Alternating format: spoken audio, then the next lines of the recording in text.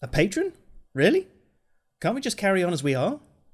Kat rarely argued with Finn, so it was particularly irritating that she had chosen today, of all days, to undermine his authority. No, we can't.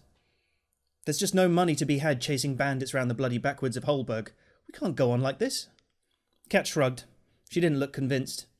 We do all right. That last lot we caught had 3 whole barrels of salted fish. I'm quite partial to trout. Finn appealed to his second's virtue. It was a long shot, a really long shot, but he could usually find it if he dug deep enough. Come on, Kat. This is no way to make a living. Attacking bandits, thieving from thieves. We're not risking our lives for a barrel of trout. It's dangerous, it's badly paid, and it's barely legal. He had no idea if it was legal or not, but out here in Misericord, that was not a question that got asked all that often. I know a ship's captain. Docks at some of the other ports past the Barren Sea. If we took some of them bandits prisoner, we could make some coin that way. No! Finn surprised himself with how firm his voice was. He glared at Kat. She was a bloody good fighter, the best in the unit. But sometimes he thought she liked the fighting just a bit too much. Kat held her hands up apologetically. Relax, she said. It was just a joke. I meant nothing by it. Finn kept her gaze a little longer. I'll head for Anvil in the morning. Once we've got a proper patron, we'll get decent work again. His voice sounded as firm as he could make it, revealing none of the worry that was eating his guts. They both knew this, given how low morale was, that this was the last roll of the dice. The contest. Kenrid Shunhand, the Thane of Hall of Shun, is holding a contest to find the best story of heroism found in recent years. The Thane and his companions will seek out the Scops of Wintermark at 9 o'clock on Saturday.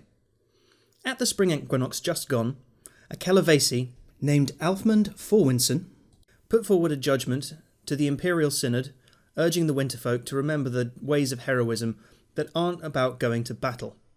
The judgment encouraged the people of the Mark to recall the wisdom of the Calavesi and the cunning of the Suak, and not to rely solely on heroism in battle.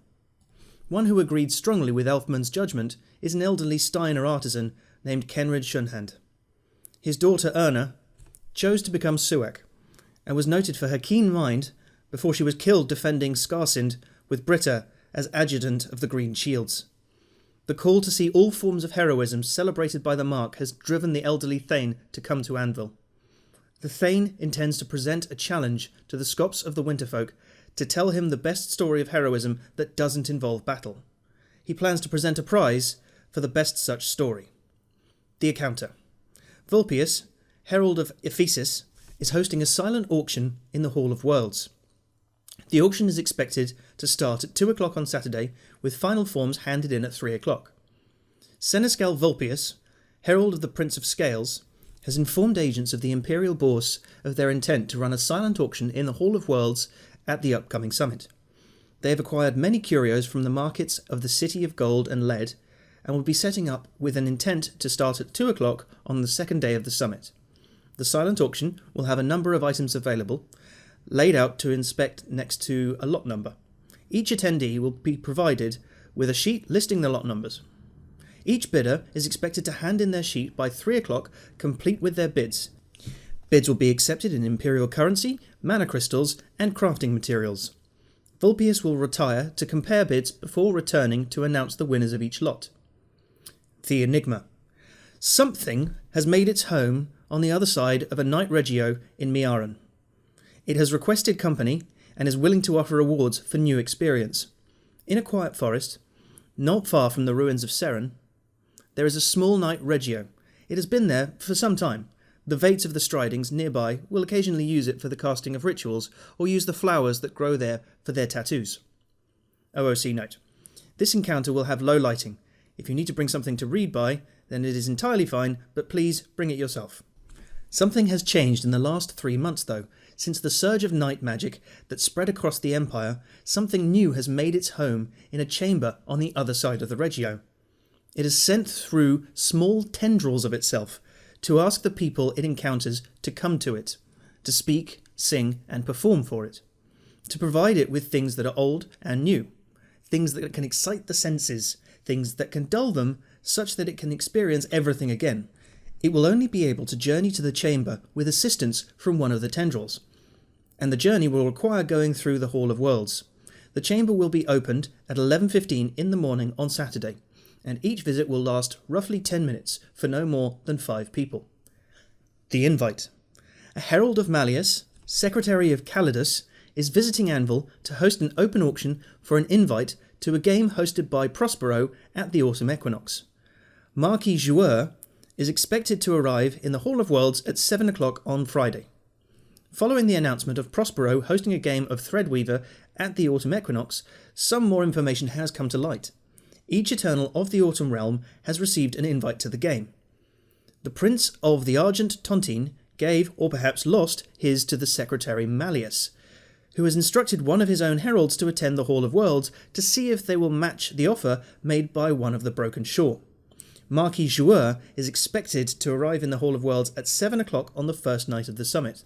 The herald will then leave the Hall of Worlds to Anvil to go to the Brast Coast camp to try to find a usable location for the auction, with the intent of starting the auction at 7:30. Marquis Joueur will have some information regarding the reserve price for those who might wish to know such things. The ship. This rank 3 fleet will be available for purchase on the Bourse public auction 7 o'clock Saturday.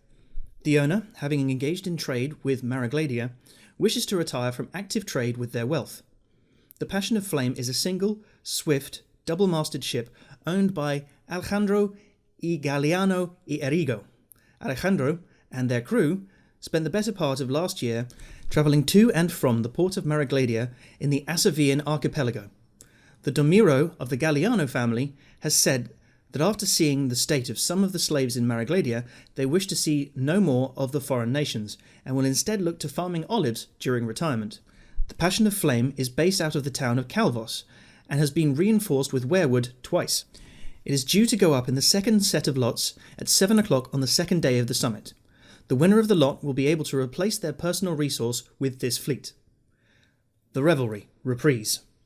The Revelry is a rank 2 military unit comprised of former bandits operating out of Holberg.